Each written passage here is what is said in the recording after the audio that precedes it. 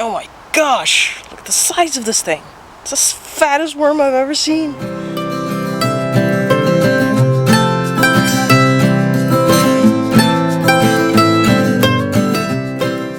Did you know that to garden, you must get out of bed to make beds for your veggies? Converting lawn to garden is no small task.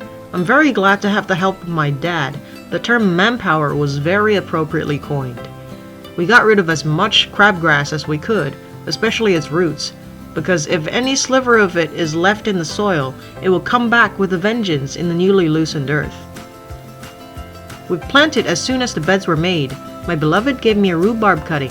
If we let it establish proper this year, it will serve us for the next 2 decades. The magic of perennials.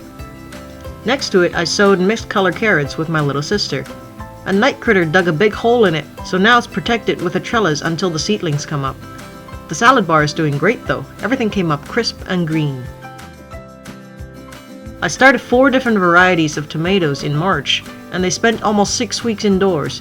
Being grown indoors makes them tall and awkward, but since they can root along the stem, I'm perfectly fine with burying the tall ones deeper when transplanting. I've been acclimating them to the weather outside by carrying them in and out of the house. I've already transplanted 15 of them.